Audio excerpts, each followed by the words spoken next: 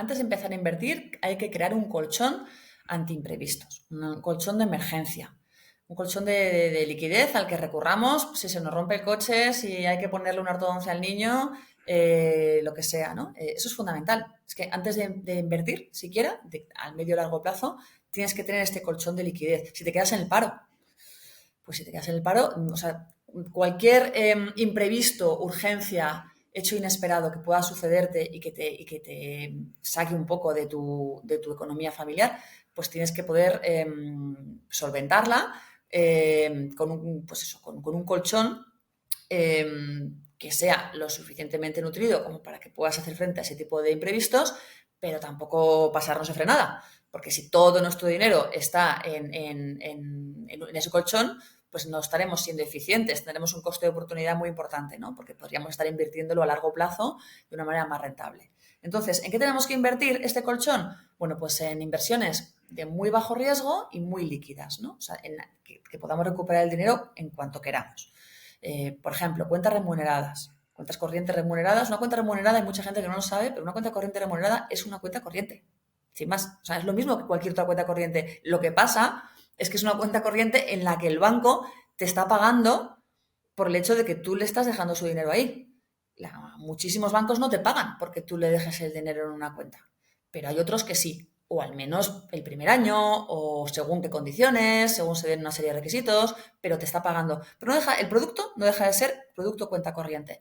Bueno, pues una cuenta corriente remunerada ya te está dando algo, ¿no? O un depósito bancario, o letras del tesoro, o fondos monetarios, que dentro de todo el universo de los fondos de inversión son aquellos que menos riesgo tienen. De hecho, se les suele llamar fondos monedero.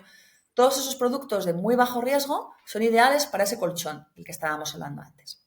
Y ya una vez has elaborado ese colchón, tienes que ponerte a pensar cuáles son tus objetivos financieros, ¿no? Porque van a cambiar mucho la estrategia en función de un objetivo u otro. Si vas a ahorrar para la jubilación, eso es un objetivo. Si quieres ahorrar para mandar a los niños a Estados Unidos, ese es otro. Si quieres pagar la entrada de un piso, lo que sea, ¿no? Tú tienes que pensar por qué quieres ahorrar, con qué objetivo y en qué plazo vas a alcanzar ese objetivo. Y en función de esas dos variables, ¿no? Del objetivo que tienes, el plazo y un poco tu propio perfil de tolerancia al riesgo, ya puedes optar por una estrategia. En plan, bueno, pues entonces, por ejemplo, va a ser para la jubilación, cosa que no va a suceder hasta dentro de 30 años. Pues siguiendo la lógica que mencionábamos antes, de que cuanto más largo es el plazo, más riesgo es eficiente asumir, más porcentaje de bolsa podemos tener, pues si invertimos a mucho tiempo, pues a lo mejor podemos tener fondos solamente de bolsa o con un porcentaje muy alto de bolsa, ¿no? O al revés, si lo que queremos es pagar la entrada de un piso que planeamos comprarnos a 3 años, pues entonces menos bolsa y mucho más renta fija, que es la otra gran alternativa, mucho más segura, menos rentable en el largo plazo, pero más tranquila en el corto, ¿no? La renta fija. Hay que ir jugando un poco bolsa, renta fija, en función del plazo con el que juguemos. Entonces, esto puede ser un poquito complicado para el inversor novato, porque claro, hay miles de fondos de inversión. Venimos de Matrix, venimos de que el asesor de la sucursal nos diga en qué tenemos que invertir. Toma, firma aquí. Entonces, ahora, de repente nos despertamos de Matrix y decimos, ostras, ¿y ahora qué fondo compro? ¿Y me conviene más un fondo o un plan de pensiones? ¿Y cuántos fondos compro? ¿1, 5, 8, 10? O sea, es un poco, yo entiendo que se puede hacer bola, ¿no? Entonces, para la gente así más novata, existe una alternativa que es el servicio RoboAdvisor, que no solamente lo proporcionamos nosotros, hay otros RoboAdvisor en el mercado, que es básicamente una especie como el servicio llave en mano. Tú coges e inviertes directamente en una cartera de fondos que ya está hecha. Y entonces esa entidad que te proporciona el servicio tiene muchas carteras, cada una pensada para un plazo o un nivel de riesgo distinto. Entonces tú haces un test y en función de ese test te dice la entidad, mira, la cartera perfecta para ti es esta. Y tú dices, vale, aceptas, inviertes y te olvidas, porque ya esa cartera tiene el número de productos con la proporción de riesgo, todo pensado para una meta de tus características y para un perfil de tus características, con lo cual es servicio llave en mano total. Te olvidas, coges e inviertes. Eso es como lo más sencillo, ¿no? Para el que no tiene ni idea. Y el que tenga ya un poquito más de idea, se puede hacer su propia cartera. En plan, bueno, pues voy a hacer una selección de fondos, ¿no? Digo fondos porque es como el vehículo más eficiente. Luego, de cara a la jubilación, el plan de pensiones tiene muchas ventajas, pero como el gobierno solo nos deja invertir 1.500 euros al año, pero bueno, que ahí ya, a medida que vas adquiriendo conocimientos, que yo invito mucho a ello, pues ya puedes ir seleccionando tú. Oye, pues me gustan estos fondos, mira, este que paga dividendos, qué interesante, o este otro que vi una entrevista con un gestor el otro día, pues me generó mucha confianza, y poco a poco vas picando de aquí y de allá y te haces tu propia cartera. Se puede invertir en fondos desde 10 euros. José, no hace falta ser rico, no hace falta esperar a...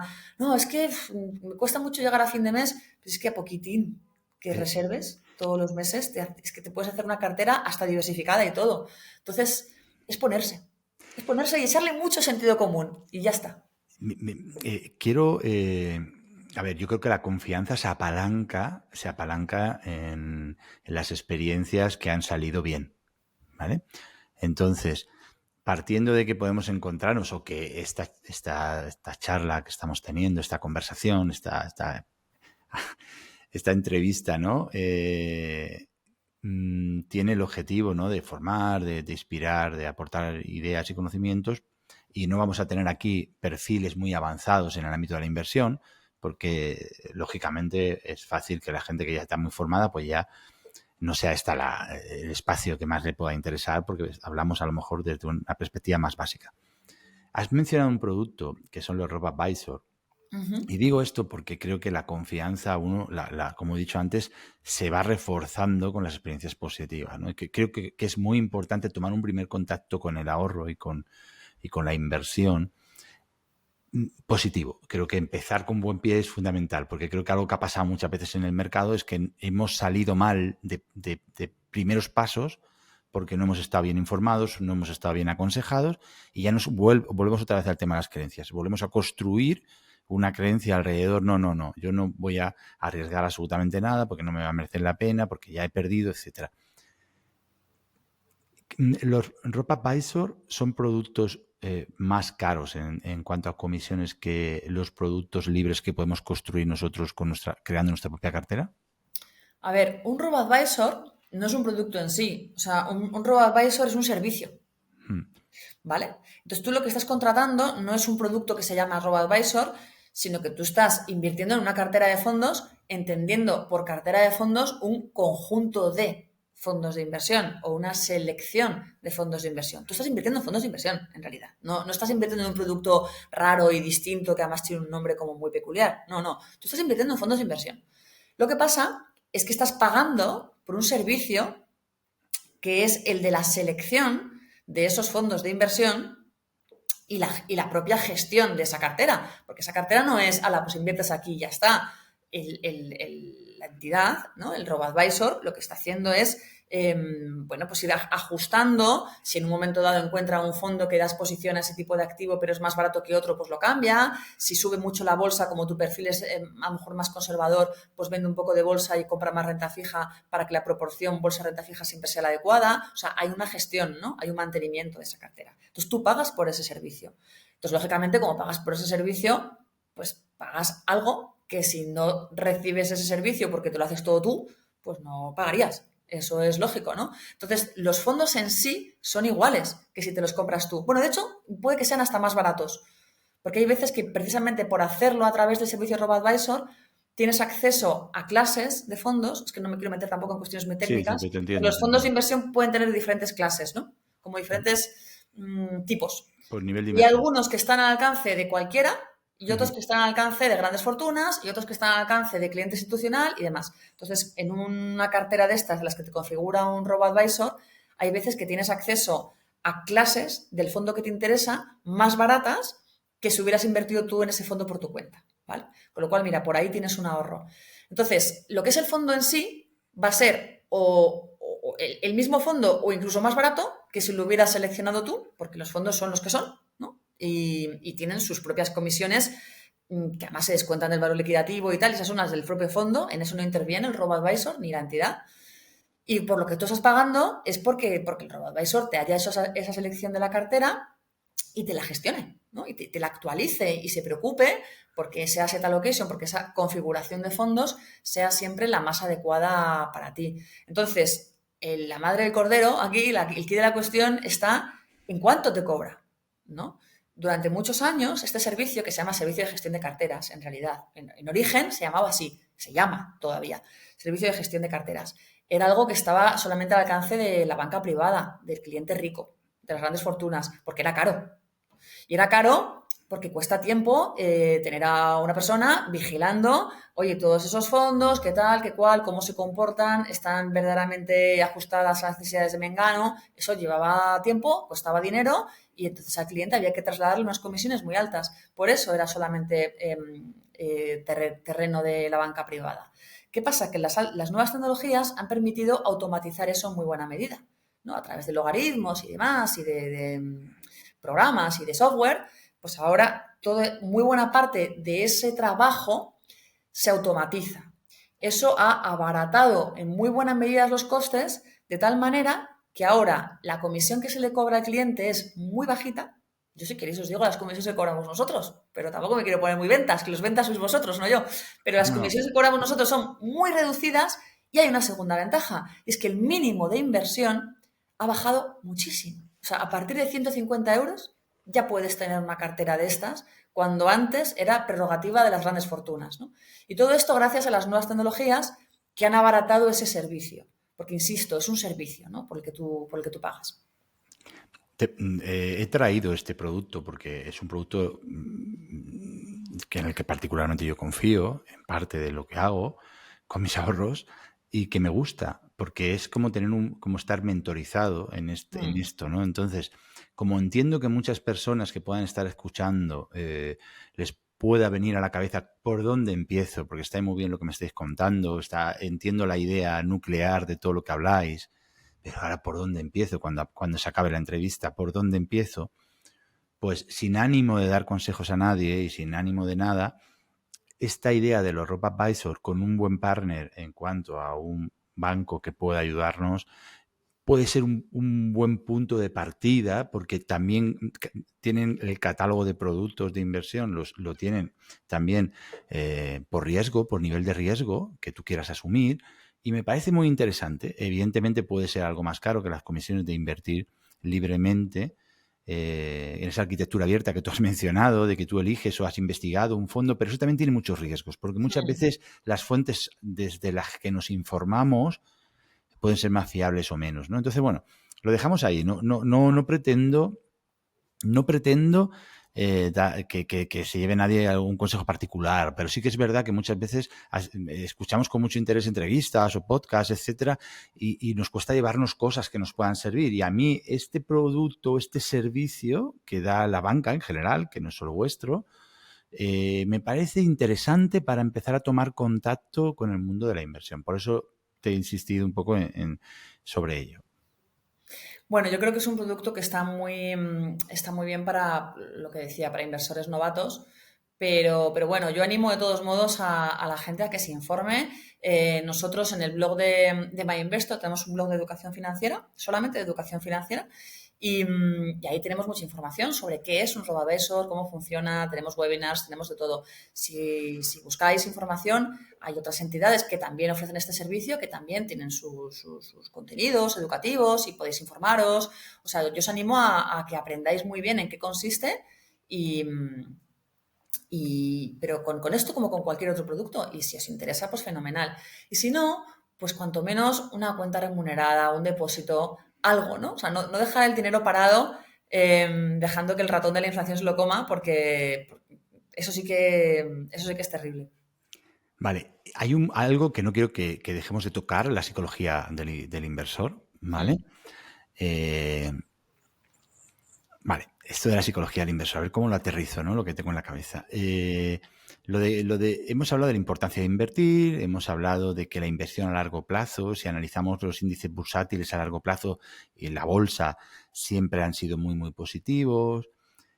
En el siglo XX han habido determinados movimientos, ¿vale? Importantes, algunos son muy conocidos, otros han sido más puntuales, la crisis del petróleo, el decreto 27, la caída de las Torres Gemelas, o sea, ha habido cositas que tal, pero ¿cómo nos enfrentamos, Clarisa, a una realidad económica que tiene toda la pinta de que esto no va a cambiar en la que la volatilidad de las noticias negativas están a año vista. Es decir, si miramos una gráfica del siglo XX de cuando la bolsa ha tenido volatilidades por encima del 20%, nos encontramos con 3 o 4 momentos históricos.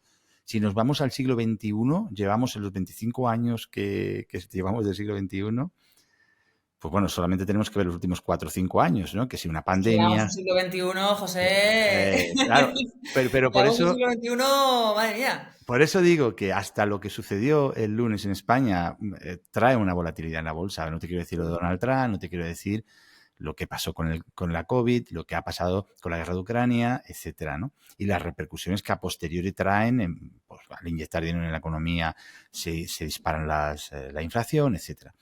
¿Cómo nos preparamos mentalmente para entender la psicología de los mercados y tener una mirada a medio y largo plazo?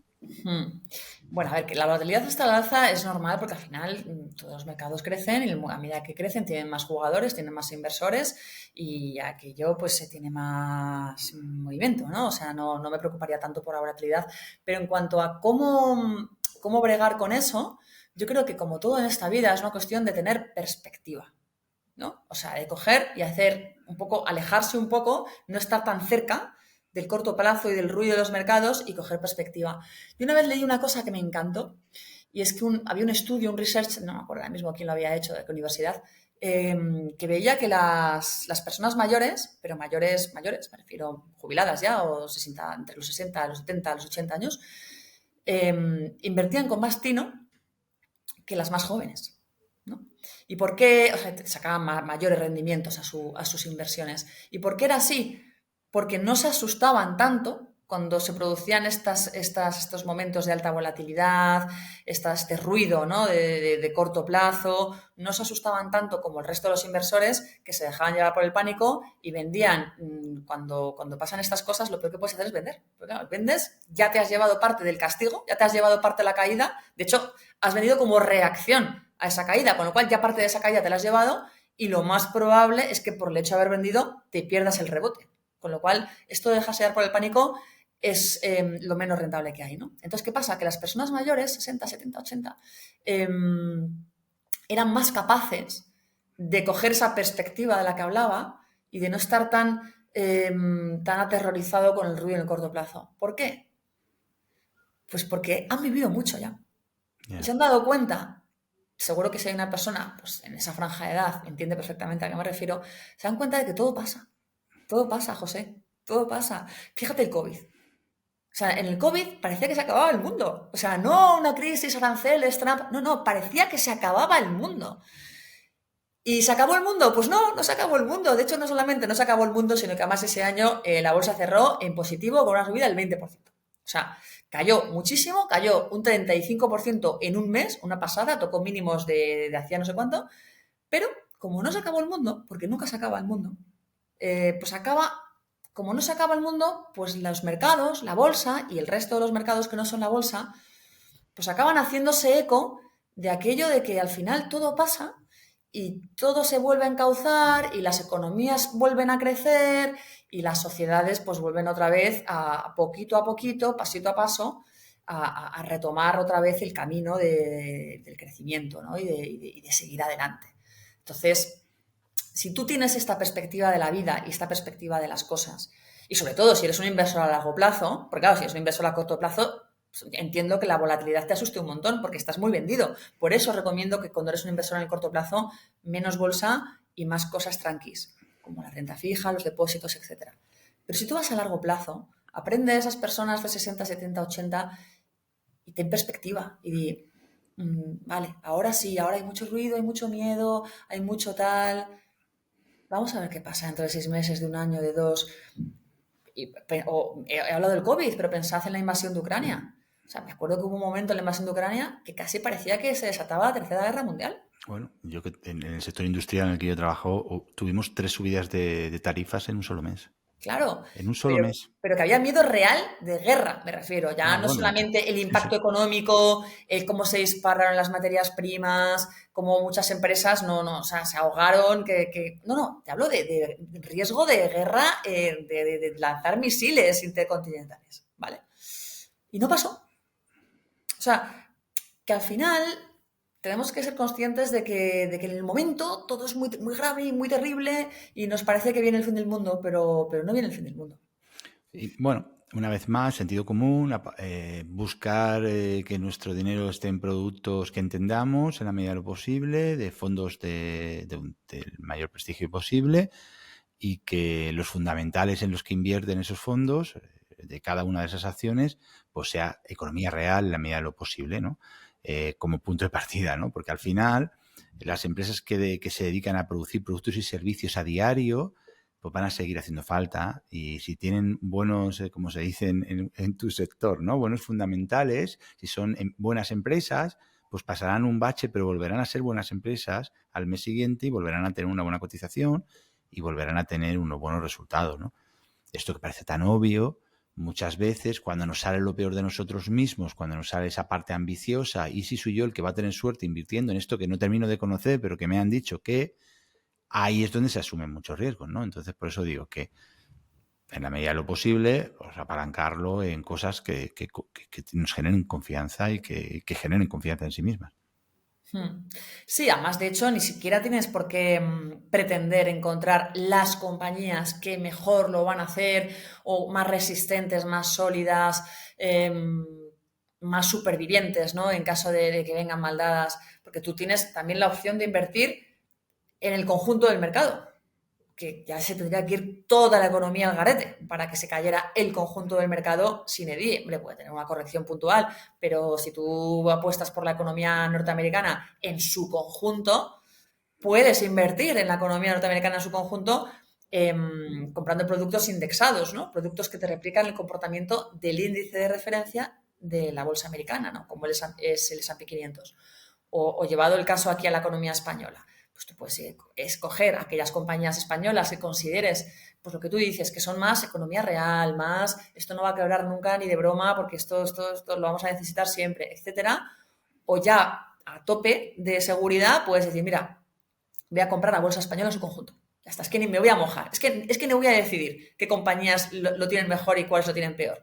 Voy a indexarme al IBEX 35, que es una representación de un poco un botón de muestra de todo de lo que es la bolsa en su conjunto, o a otros índices, que los hay, ¿no? De la bolsa española, y ya está. Y esa es otra opción que tienes. O sea, que ni siquiera para invertir necesitas tener el pesquis de saber qué compañías. Luego hay fondos que sí, que hacen eso y que seleccionan esas compañías y que lo hacen mejor que los índices.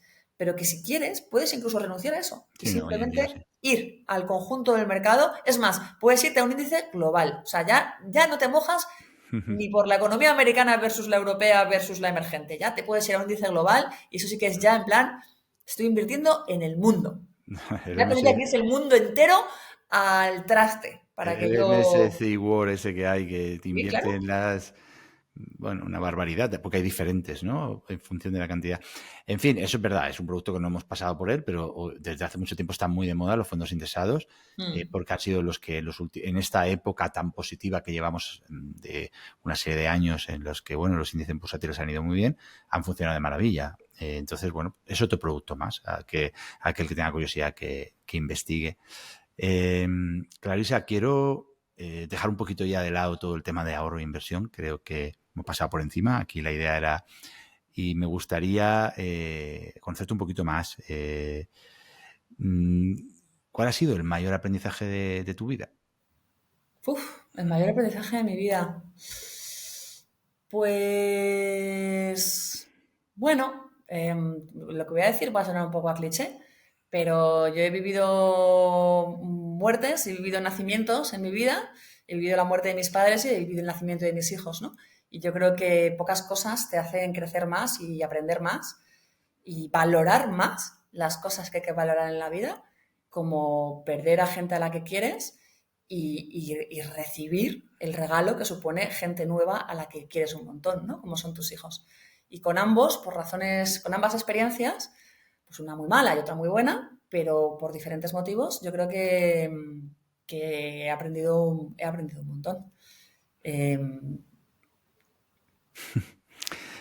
Es la esencia de la vida, ¿no? Mm, Aceptar la naturaleza de las cosas, ¿no? Cuánto nos cuesta, ¿no? Todo esto es porque nos hicieron inteligentes. Bueno, dicen que somos seres inteligentes. Yo tengo muchas dudas muchas veces sobre eso, pero creo que tiene que ver con eso, ¿no? Con esa capacidad de pensar y darle tantas vueltas a las cosas que nos cuesta asimilar la naturaleza de las cosas.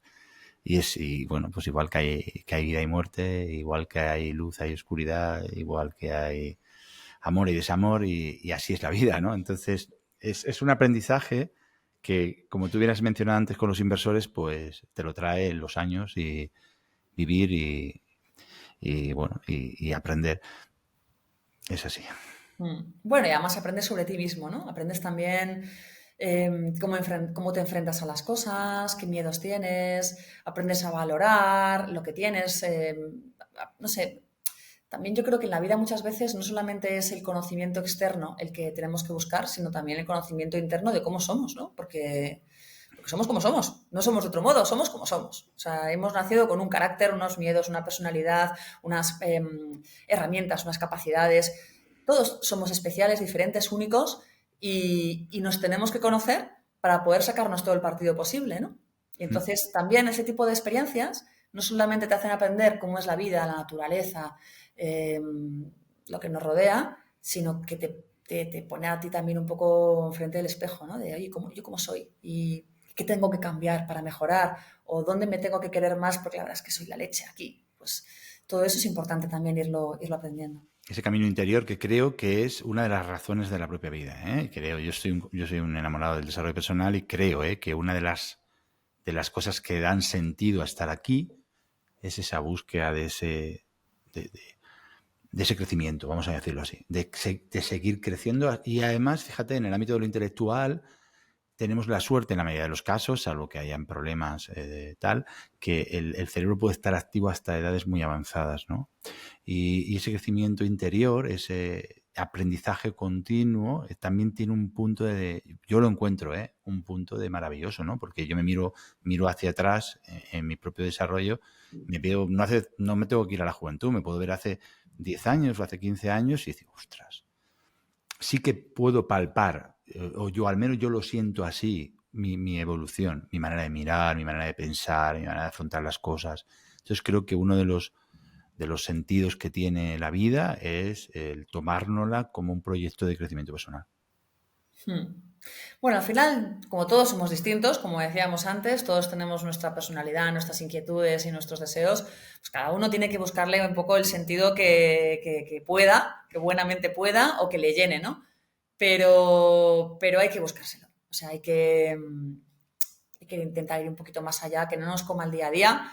Está esta frase de John Lennon, ¿no? De la vida es lo que te pasa cuando estás buscando otra cosa, ¿no? O cuando estás persiguiendo otra meta. Yo siempre que oigo esa frase me da como rabia, porque es verdad, tiene razón, ¿no? Pero me da como rabia, porque es como, vale, yo no quiero que me coma el día a día, yo no quiero que mi vida sea una rutina constante, un ¿no? Una huida hacia adelante constante de cosas que tengo que sacar adelante en el presente y cuando te quieres dar cuenta ha pasado todo volando, ¿no? También hay que hacer un poco... Es difícil porque es difícil, se entiende a la perfección, creo que no se entiende todo el mundo que está escuchando el podcast. Es difícil porque la vida cada día es más compleja y cada día nos exige más simple y llanamente para sobrevivir. Cualquiera de nosotros tenemos que entregar una cantidad de tiempo y energía a nuestro trabajo, a nuestras responsabilidades, simplemente para coexistir en esta economía, en este sistema en el que vivimos, en el que ahí tenemos una cantidad de obligaciones también, ¿no? La vida se ha hecho muy compleja. Hace, no sé, unos cuantos cientos de años la vida era un poco más sencilla. No quiere decir que te Bueno, llevara... yo creo que tenemos un poco romantizado el tema del buen Puede ser, salvaje puede que ser, hace un millón de años, bueno, un millón de años no, pero hace miles de años, pues corría ahí detrás del mamut y que qué feliz era, qué pocos puede problemas tenía. ser, puede ser, Lo de puede morirse a ser, los 20 puede y ser, estar todo el día angustiado porque no sabes si te va a matar puede el ser, león puede de ser, turno, o sea, creo que puede nuestros ser, problemas puede ahora ser, son otros, efectivamente. no son más sencillos. Lo que pasa es que son otros, distintos, y estamos perfectamente capacitados para afrontarlos. Yo no digo que la vida moderna no tenga retos, pero creo que los podemos asumir Y creo que, fíjate, sí creo que los podemos asumir, que hasta invito, además de hacer frente a todos los problemas que todos tenemos en nuestro día a día, reservar un poco de espacio mental para, pues eso, ¿no? Para lo que hablábamos antes de reflexionar, ¿y yo quién soy? ¿Y qué quiero? ¿Para qué estoy viviendo yo? ¿Cuál es mi meta en la vida?